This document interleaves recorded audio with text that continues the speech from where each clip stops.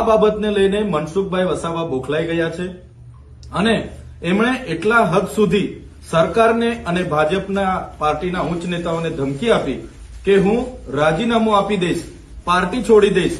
એટલે ઉપરથી સરકારે કલેક્ટરશ્રીને સમજાવ્યા કે ભાઈ સત્તા સામે શાણપણ સારું ના લાગે, તમે અમારી ગુજરાતમાં અને કેન્દ્રમાં સરકાર છે, અમે કહીશું એ પ્રકારે તમે આવતીકાલે બોલી દેજો.